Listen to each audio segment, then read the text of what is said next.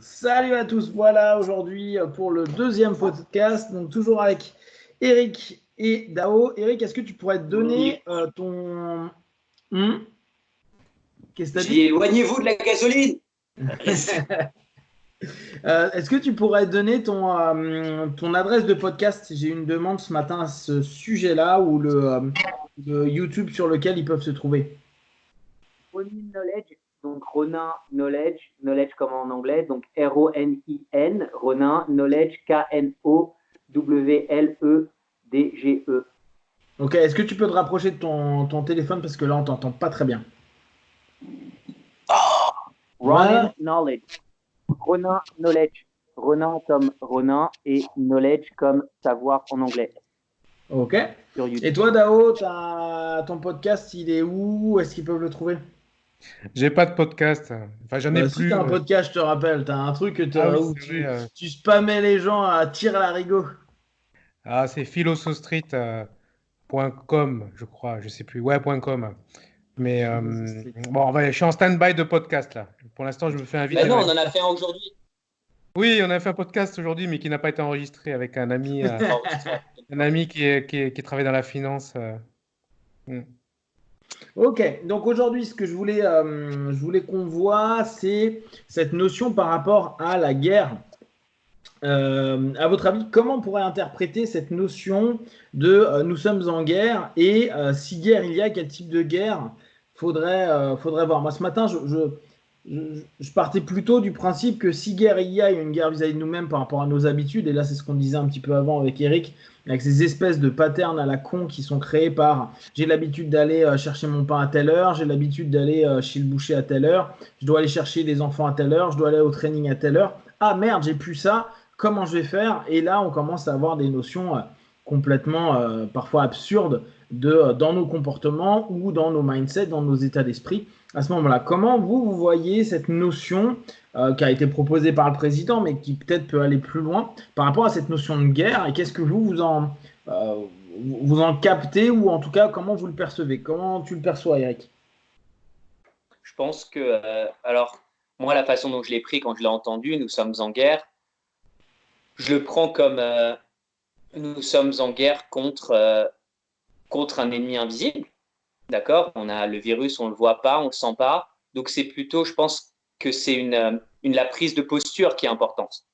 Mhm. On décide qu'à partir de maintenant, il y a un ennemi. Alors c'est un ennemi invisible, c'est un ennemi insidieux, mais c'est un ennemi potentiellement meurtrier. Donc il faut qu'on se comporte comme s'il était visible et comme s'il était à notre porte partout.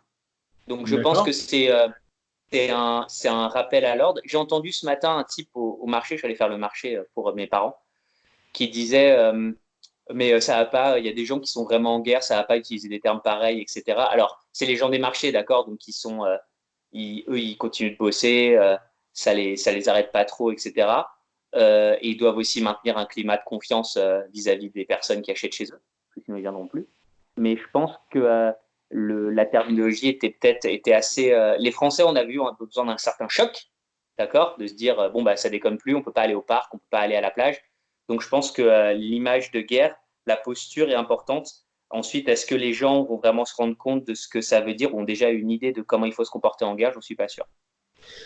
Donc, en gros, pour toi, la notion, la sémantique qu'a utilisé le président, c'est une rupture de pattern pour induire et suggérer réellement le départ du confinement, même si d'ailleurs c'est un terme qu'il n'a pas utilisé, mais qui était plus dans une dynamique de dire, hé les gars, là vous jouez au con. Donc il s'est mis en posture parent à ce moment-là, hein. Vous avez déconné hier, on était dimanche, vous avez fait n'importe quoi. Rupture de pattern, on est en guerre. Bon, en guerre, et après ça crée une suggestion, ou en tout cas il ouvre une suggestion avec l'ensemble des conditions et des notions que lui il estime être importantes, ce qui est d'ailleurs d'où le fait du seeding, hein, de la répétition périodique d'un mot pour rappeler et pour reconditionner l'état d'esprit des personnes au travers de la rupture première qu'il avait faite. Mais Ça, pour pour toi, Je ça reprendre pense les, comme il a pour répété les reprendre les termes, conséquences aussi plusieurs fois. Ouais, Dao. pour reprendre les termes que tu utilises très souvent, il a posé un cadre. C'est-à-dire qu'il se rend compte que les Français ne prennent pas au sérieux la situation, de par les comportements qu'on a pu observer. Donc lui, ce qu'il fait, tel l'instituteur, il pose le cadre en disant, bon les gars, on est en guerre. Ça reste une métaphore, ça reste un symbole, mais c'est celui qui parle le plus au conscient du collectif. Et l'idée de dire qu'on est en guerre, on a, je présume, dans la mémoire de nous tous, un certain nombre de caractéristiques qui est lié à une posture de guerre, c'est-à-dire qu'on reste confiné, on ne bouge pas parce que derrière ça, il y a un danger potentiel. Et je pense que l'idée d'avoir répété plusieurs fois ça, c'est pour obliger finalement une population qui n'obéit pas à la vitesse qu'il aurait souhaité, enfin qu'il aurait été souhaitable. Et il pose ce mot-là comme ça, même si on peut discuter sur la validité du mot et l'usage du mot, ça encadre en fait la posture que doivent prendre les Français face à la situation. La question dans ce cas-là, là, je vais rebondir avec Eric. Est-ce qu'il n'y a pas quelque chose qui est paradoxal? La notion de guerre est une notion qui va cadrer une dynamique, d'accord? Une dynamique d'action. En général, la guerre, c'est rarement quelque chose qui est passif. Or là, on est à l'inverse.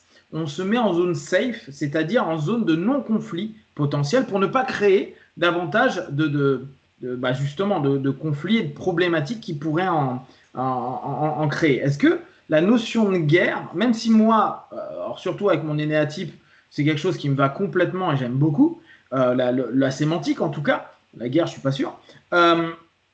Mais est-ce que à ce moment-là, le mot est si juste que ça, sachant que, comme tu viens de le dire, Dao, on a une notion qui dit c'est la guerre, restez chez vous. Et c'est comme si tu étais en train de donner à ton reptilien, les mecs, on va se taper dessus, mais en fait, tu bouges pas.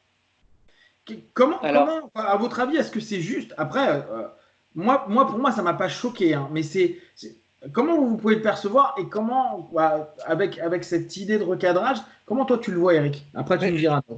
Il y a plusieurs choses. Il y a premièrement le fait que justement, ça crée une dynamique d'action, c'est-à-dire que on protège les personnes vulnérables en restant chez soi. Donc, faire en sorte que cette espèce d'inactivité forcée, elle soit perçue comme une activité positive. Vous combattez en restant chez vous. Donc là, on est sur le principe d'injonction contradictoire. Ouais. C'est-à-dire, je te donne quelque chose que tu dois faire qui va à l'inverse de ce que l'on pourrait penser faire. Tu dois, voilà. Pour faire quelque chose, il faut que tu ne fasses rien. Exactement. C'est ça combattre. Pendant la Seconde Guerre mondiale, quelles étaient les modalités? Est-ce que c'était pareil le confinement? Voilà, c'est ça. C'est que pendant les grandes villes, ils pensent surtout, je pense aux grandes villes, Paris, le Grand Est, etc., qui ont été abîmés, donc des endroits plutôt peuplés, d'accord? C'est pas les campagnes qui souffrent du coronavirus en ce moment. Je pense que c'est une façon de faire un rappel à la Seconde Guerre mondiale, derrière le Blitz, etc. Il fallait tenir, d'accord? C'est des moments où il faut accepter de se serrer la ceinture, qu'on va moins consommer, moins faire, d'accord? Et qu'il faut serrer les dents. J'ai vu aujourd'hui un post qui m'a marqué, c'était Michael Bisping, donc l'ex-champion de l'UFC, qui avait posté deux photos, la photo de la ruée au supermarché pour le PQ à côté de la photo des Anglais qui faisaient la queue pendant le Blitz, en disant c'est ça qu'il faut être, d'accord? Il y a un inconscient collectif pour tous leurs défauts, les pré-boomers, ils étaient solides face à l'adversité. Dao, toi, qu'est-ce que tu disais? Donc effectivement, là c'est intéressant parce que plus on est en train de discuter, plus on reprend la sémantique que Dao a proposée, on est en train de voir que derrière ce mot guerre, il y a un cadre. Tout à l'heure, Eric, lui, il a commencé non pas par le cadre, mais par la posture de guerre, qui effectivement est plutôt la réaction au cadre, mais effectivement, quel cadre représente la guerre que l'on vit actuellement? Et ce mot généraliste de guerre, là, vous prenez 39-45. Pour moi, les guerres actuelles sont les guerres qui viennent de plutôt la guerre qu'on a eue en Irak, la guerre qu'il y a eu en Syrie, etc., qui ne sont pas tout à fait le même type de guerre, même si, bien sûr, là aussi, qu'est-ce qu'on est en train de viser comme inconscient collectif, etc. Donc, Dao, toi, tu disais ça va dépendre des éléments qu'on prend en compte, des facteurs qu'on prend en compte par rapport à la Seconde Guerre mondiale, c'est ça? C'est-à-dire que pour moi, la guerre, c'est un contexte sur lequel on va adopter, pour une certaine partie de la population, des types de conduite. C'est-à-dire que la guerre est faite par les soldats dans la symbolique, mais tout le monde ne fait pas la guerre. C'est-à-dire que pendant la guerre, 90% de la population reste confinée chez elle. C'est-à-dire que ce que demande certainement la phrase du président, c'est de comprendre qu'on est dans une guerre symbolique et qu'on doit en adopter tout le code de conduite qui est le fait de limiter des déplacements, qui est le fait de rester chez soi, de rester confiné, et qu'on doit adopter une sorte d'attitude adaptée à un contexte de guerre. Que ce soit une guerre telle qu'on la voit dans l'image de la Seconde Guerre mondiale, ou une guerre contre un changement qui est induit par un danger sanitaire. Donc là, je vais reprendre l'idée. Tu me dis si je suis dans le juste. Globalement, nos soldats, c'est notre staff médical, notre staff policier et notre staff pompier. Plus, et là, il faut les rajouter, c'est vrai qu'hier, j'ai une remarque là-dessus que je trouvais qui était pertinente, plus nos gars qui bossent, comme tu disais tout à l'heure, les gars au marché, nos caissiers, les gens qui vont être là encore, entre guillemets, sur le front, à devoir gérer, d'une part, les blessés de guerre, et d'autre part, et ceux qui luttent, ceux qui sont en labo, etc. etc. Et nous, dans ce cas-là, on est en guerre, mais on n'est pas des soldats. On est juste la population secondaire, les X% qui n'allons pas sur le terrain. Et c'est ça qui nous demande. C'est-à-dire que nos soldats, c'est notre staff médical, et puis ceux qui font l'économie actuelle, en tout cas, qui sont là, et par qui on peut encore avoir à manger, etc. etc. Eux, c'est nos soldats. Et nous, derrière, ils nous demandent en tant que population, vraiment donc passif par rapport au rapport de guerre, juste subir la guerre. Pardon ? Civil. Donc, nous, ça serait cette notion-là que tu veux faire émerger, Dao ? Oui, ceux qui sont sur le terrain actuellement pour comment dire, pallier à ce contexte-là, c'est le corps. Donc, le corps militaire sur le fait de surveiller que le confinement soit respecté, le corps médical sur le fait d'absorber en fait la charge liée à tous les gens qui sont malades. Et alors, je ne sais pas si on peut appeler ça le corps, mais tous ceux qui sont en relation avec les besoins primaires, que sont le fait de résorber déjà les risques sanitaires, par exemple, tous ceux qui vont s'occuper des poubelles, tous ceux qui vont alimenter les marchés, tous ceux qui vont amener les denrées dans les supermarchés. Donc, finalement, tous les autres métiers sont amenés à être confinés de par eux-mêmes, de par la nature propre de leur fonction. Et on a finalement, on se retrouve dans un contexte du mot guerre où finalement, on peut comparer les deux situations. Même si derrière ça, on sait que bon, les guerres, c'est d'autres choses, c'est toute la partie bombardement, mort brutale, mort violente. Mais on a on a des parallèles qui permettent à la population de comprendre, en tout cas, la posture et l'attitude qu'ils doivent suivre pendant ce laps de temps. Ok, Eric, il y a aussi le fait, il y a deux choses. Il y a aussi que je voulais dire, là, aussi le fait que il y a se prémunir, se comporter avec. On pense souvent aux forces armées quand on pense à la guerre, mais dans les guerres, on va dire, parce que nous, les guerres dont tu parles, la guerre en Irak, etc., c'est juste qui se passe loin de notre territoire. Mais quand une guerre se passe sur ton territoire, au cœur de ton territoire, là, c'est comme si l'ennemi était rentré au cœur de nos frontières, c'est aussi la posture et dans l'inconscient collectif, la qualité morale et posturale du peuple qui mène à la victoire. C'est-à-dire la grande fierté des Anglais pendant la Seconde Guerre mondiale, c'est d'avoir tenu le Blitz. La grande honte des Français, c'est la collaboration. Et je pense que c'est une idée, c'est aussi une façon de se dire il faut être exemplaire parce que c'est en ne tombant pas malade, en ne contaminant pas, que vous aidez l'effort de guerre. C'est-à-dire en ne tombant pas malade, vous aidez l'effort de guerre, vous aidez toutes les personnes qui pourraient se substituer aux militaires, comme on a dit avant. C'est-à-dire, etc., le personnel médical et compagnie, et politique. Autre chose, on parle, Dao, tu parlais de violence. J'ai lu aujourd'hui ce qui se passait réellement quand on avait le coronavirus. Et il faut se dire que Emmanuel Macron et les hommes politiques, le ministère de la Santé, etc., étaient exposés aux scénarios les plus noirs possibles, évidemment. Et c'est une mort qui est c'est pas juste la grippe, hein, c'est quelque chose de très brutal. Vos poumons se remplissent d'eau, enfin de fluide. On vous injecte un respirateur qui est extrêmement douloureux et vous devez rester sur le ventre à respirer à travers ce respirateur en espérant que votre corps va résorber le fluide parce qu'on ne peut pas l'enlever. Donc, vous êtes sur le ventre à essayer de ne pas mourir noyé. Et donc, voilà. Et donc, laisser les gens dont on dit en Italie, bah, lui, il faut le laisser parce qu'on n'a pas de lit, on n'a pas de respirateur. C'est on lui dit, tu vas mourir noyé.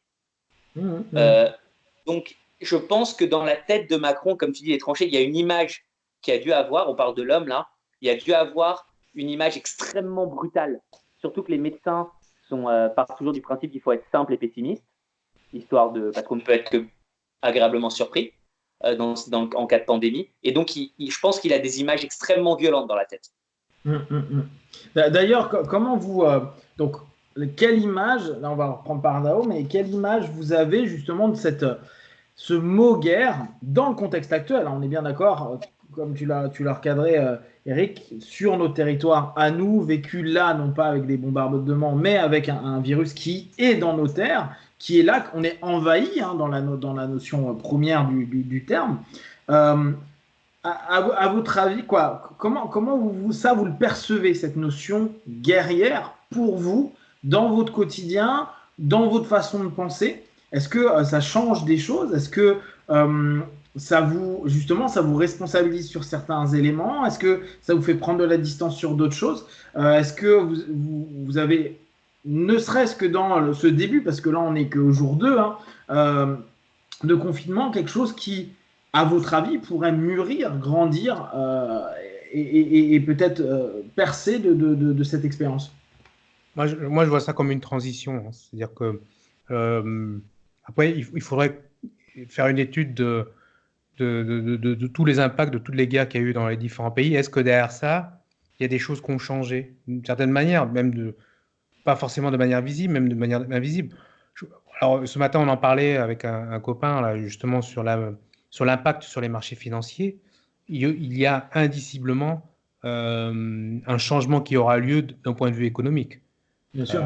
On regarde, bon, sans rentrer dans les détails, mais l'évolution des taux, l'endettement, le chômage, etc. Donc, quoi qu'il en soit, il y aura de manière induite un changement lié à ça. Et moi, ce que je perçois pour l'instant, c'est qu'il y a une opportunité de changement.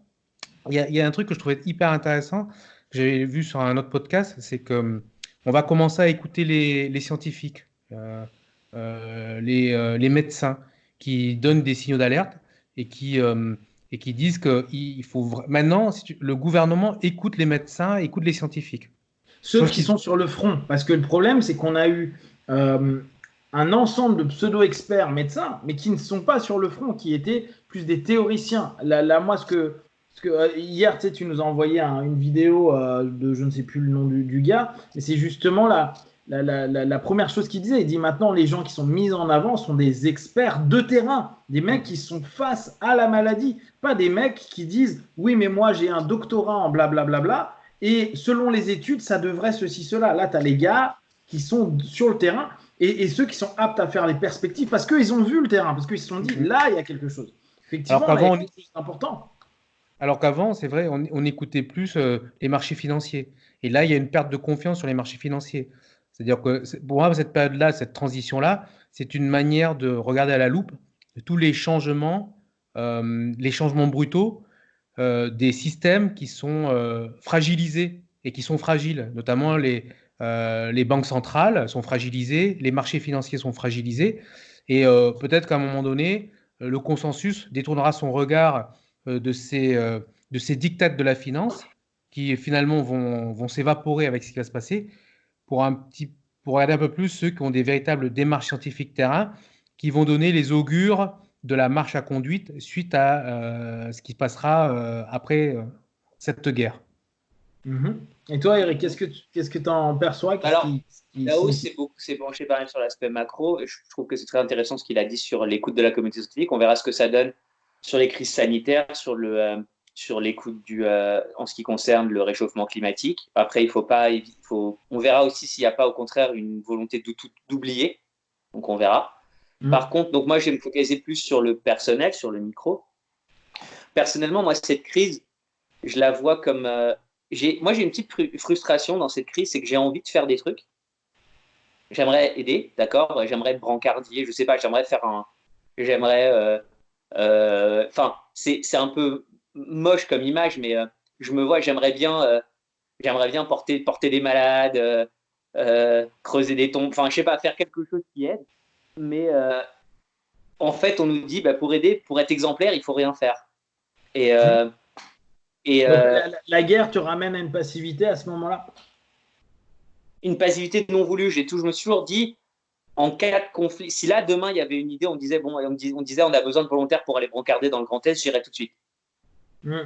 Alors, tu vois, hier, moi, je lisais que sur le Chennai, ils avaient besoin de personnel médicaux et médical. Et j'ai regardé ce dont ils avaient besoin. Et effectivement, il faut être du staff médical, sinon on ne peut pas. Voilà, il faut être infirmier. J'ai regardé pareil. Il faut être infirmier. Alors, je voulais aider autour de moi. Je vous ai dit hier, j'ai posté un truc dans mon immeuble, mais personne ne répond parce que les gens ne font pas confiance. Ils ne veulent pas vous donner leur argent. Surtout à toi. Surtout à moi. Attention, moi, je suis en voleur, c'est connu. Non, mais… Donc j'aide mes parents. Je sais pas, je connais d'autres personnes qui ont passé des appels comme ça, personne n'a répondu, alors qu'ils proposent d'aider en bagnole, de déposer dans grande banlieue, dans le 91 et tout ça. Donc c'est marrant parce que moi j'ai cette compulsion, j'ai envie de participer à l'effort, comme tu dis, l'effort de guerre. Peut-être que ça m'a aussi boosté ce mot guerre, et on peut pas. Et en fait, il n'y a pas de résistance autre que rester à la maison. Et donc, je sais pas trop quoi faire. C'est une problématique. C'est pas la seule que j'ai, mais je trouve qu'elle est intéressante parce que je me demande si d'autres gens la partagent pas. Cette idée de vouloir résister, mais contre un ennemi invisible comme ça, il n'y a rien à faire si on n'est pas médecin. Ce que moi j'entends derrière ce que tu dis, c'est que tu aimerais avoir une capacité d'action au travers de cette guerre, où toi tu utilises le mot crise, et qu'au travers de l'état même qui nous est proposé, on ne peut pas le faire. Moi je pense que c'est pas quoi. Je pense qu'il y a vraiment des alternatives qui actuellement peuvent se créer. Donc on peut en profiter pour ce podcast-là, mais créer vraiment une espèce de petite plateforme solidaire où on croise, mais ça doit déjà exister, hein, on dit rien de novateur, hein, mais si quelqu'un s'est un petit peu programmé, parce que ça il nous faut juste une petite application, il nous faut juste une plateforme assez simple où on peut dire bah voilà on est dans tel secteur, comme on le fait avec le Bon Coin en fait. Il faudrait une espèce de truc de moi je suis dans tel secteur, j'ai une voiture, je peux aller faire les courses pour les personnes âgées qui sont dans le secteur ou les personnes pas âgées, parce que tu vois là je parlais encore ce matin à une copine qui a 2 enfants, qui galère pour sortir, qui galère pour aller faire les courses, qui est isolée et conclusion qui se retrouve dans la merde d'ici quelques jours parce qu'elle n'aura peut-être pas de quoi manger ou elle ne peut pas sortir. Et ça, factuellement, aujourd'hui, Dao qui aime et avec qui on en parle souvent, particulièrement tout le monde digital, on a tout pour le faire. Maintenant, c'est à nous d'être initiateurs, puis après d'en communiquer et de voir s'il y a un possible au travers de ça.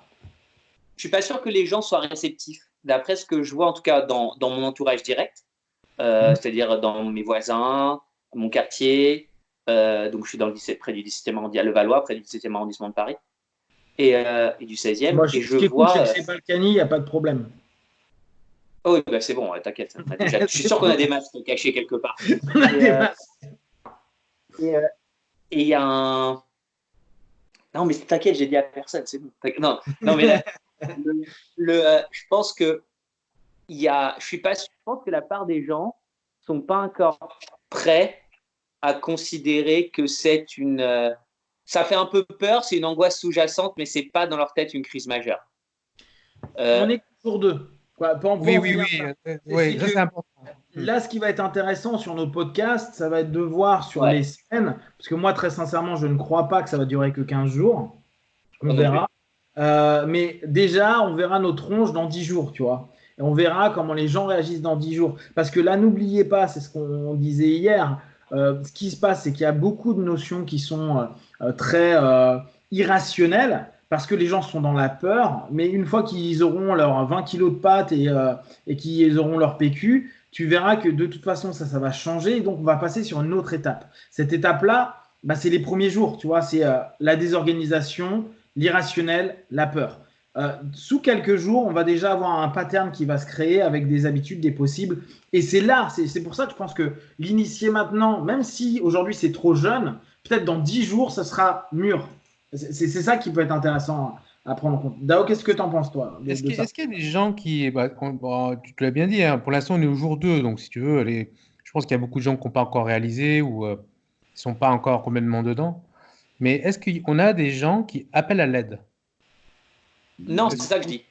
Autour de vous, j'ai pas le Ouais, sentiment. moi j'ai eu des personnes. J'ai eu par exemple des personnes pour des sessions de 10 minutes. Tu sais, j'offre des sessions de 10 minutes pour les gens qui sont un peu angoissés. J'ai eu, je vous disais, ce partage là ce matin avec ma pote qui est en galère et où il faut trouver une solution pour tenter à ce qu'elle ait de la bouffe, etc. etc. Tu vois, il y a quelque chose. Quoi. Moi, j'ai des personnes qui me demandent. Alors après, j'ai aussi une posture qui est spécifique. Sachant que je suis accompagnant sur plein de trucs, les gens peut-être plus facilement me demandent. Mais aussi, je fais que de le dire. Je fais que de le reproposer sur les réseaux. Tous les jours, à chaque vidéo ou autre, je dis, je suis dispo pour des consultations, je suis dispo pour des trucs gratos, je suis ceci, cela. Je pense qu'il y a, les gens ont peur de demander, mais qu'il y a aussi à nous de nous engager à dire, hey, je suis là, je vous le rappelle, je vous rappelle. Et puis, il n'y a pas Ça, c'est encore les intéressant. effets dans le sens où, pour l'instant, il y a tous les magasins sont approvisionnés, etc. Mais on ne sait pas d'ici une semaine. Je sais que, par exemple, le réseau de transport GEFCO, ils ont arrêté de faire transiter certaines marchandises. Ouais, mais au niveau alimentaire et autres, on en a au moins pour 2 mois où on est assez tranquille avant de penser à une crise, tu vois. Mhm. Là-dessus, je pense pas qu'on arrivera à un moment où on sera en manque réel. On aura certainement des produits qu'on n'aura plus, bon, mais je pense pas à un manque réel en tant que tel. Mhm. Quoi, en tout cas, là, globalement, on va finir pour aujourd'hui, histoire que le podcast dure pas trop longtemps. Mhm. Qu'est-ce que vous ressortez de ce podcast? Quelle idée vous pourriez avoir ou quelle proposition vous pourriez faire aux personnes qui nous écoutent? Dao? La même chose qu'hier, finalement. C'est que ce que je remarque, moi, depuis ces quelques jours, c'est que du fait que les gens sont disponibles, j'ai intensifié mon aspect social, c'est-à-dire que j'appelle, je suis en contact avec des gens de manière plus fréquente. Je pense vraiment, on passe vraiment du temps vraiment à discuter. Là, ce matin, on s'est fait une discussion de 1 heure et demie avec un autre ami, avec qui d'habitude on ne parle pas autant. Donc voilà, moi je suis toujours sur l'aspect social, évidemment.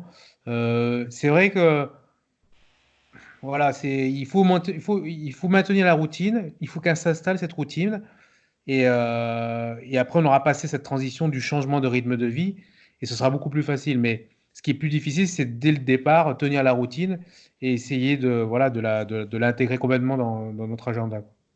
Ok. Et toi, Eric?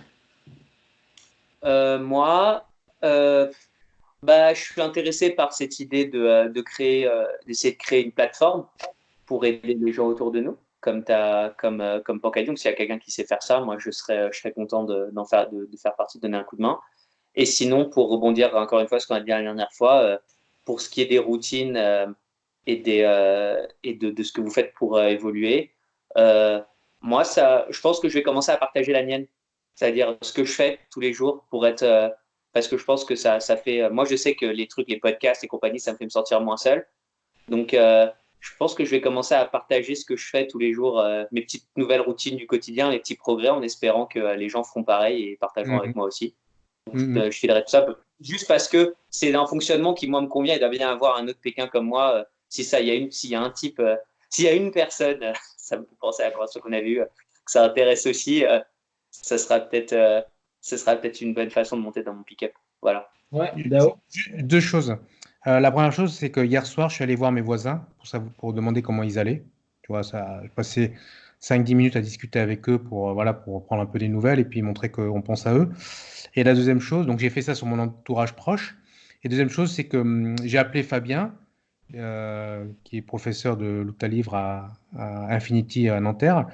Et je lui ai dit de profiter aussi de l'opportunité parce que, comme lui, il est professeur dans plusieurs académies et que voilà, il est connu pour avoir entraîné aussi il a entraîné l'équipe de France de grappling, de faire une vidéo, lui, de son côté, pour communiquer avec son réseau et pour, voilà, pour tenir un peu le fil du lien avec les gens, parce que lui, enfin, il a une portance sur son entourage en tant que professeur. Donc, c'est important que lui, avec cette figure qu'il a, qu'il fasse une petite vidéo de 10-15 minutes, qu'il mette sur Facebook. Et je pense qu'il y a beaucoup de gens qui seront contents de ça parce qu'il y a des gens qui vont se sentir seuls. Et effectivement, la solitude, ça va être une grosse problématique. Donc, que certaines figures, comme les professeurs, puissent communiquer comme ça 10 minutes par jour, je suis certain que ça peut faire du bien à beaucoup de monde. Et il peut parler de tout et n'importe quoi, du sport, de son boulot, de sa reconversion, de ce qu'il veut. Mais au moins, il montre qu'il y a une présence parce que lui, c'est un professeur et que voilà, il y a beaucoup d'élèves qui le suivent et qui sont avec lui depuis des années. D'accord, donc Voilà. les personnes qui sont des personnes qui peuvent être des référents, ne pas hésiter à partager des choses pour qu'il y ait toujours un lien social, qu'il y ait au moins, ou ne serait-ce que la détente, du côté ludique, de l'envie d'eux, pour rire, pour s'amuser, pour apprendre, pour comprendre, pour plein de choses. C'est ça? Bien sûr, bien sûr. Il y a plein de profs de Jiu-Jitsu qui doivent avoir, je sais pas moi, 20 à 30 personnes par jour.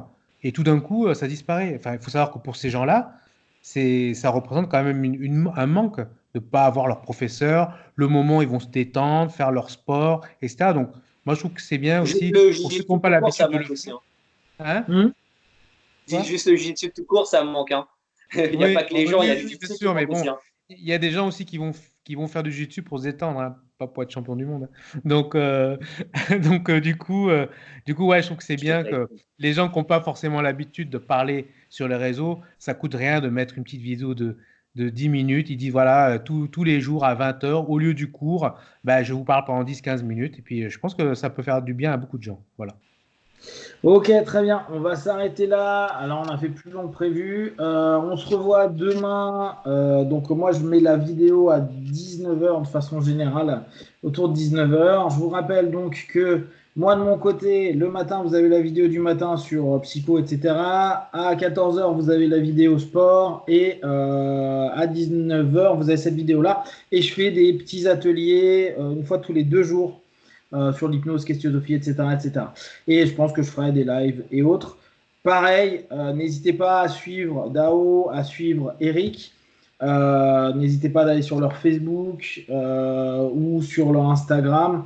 Je vais partager pas mal de choses de copains. Je trouve qu'il y a des copains qui font des séances de prépa physique, etc., etc. N'hésitez pas à partager ce que vous aimez, les choses de qualité pour vous. Peut-être que ça va faire découvrir de nouvelles choses et ça va permettre aussi de faire vivre la communauté. Et tout bêtement aussi, d'un point de vue purement économique, ça va permettre peut-être plus tard, à post-crise, que ces coachs, ces personnes qui sont là, comme Eric qui donne des cours de jiu-jitsu, peuvent avoir des cours particuliers ou pourront intéresser de nouvelles choses. Pensez, hein, tout ça, c'est aussi un vecteur de lien, de communication, c'est un vecteur économique a posteriori et c'est aussi un vecteur de bien-être et de mieux-être pour tout le monde, pour les jours, les semaines et les mois à venir. Donc moi, je vous dis à demain et puis merci encore. À plus.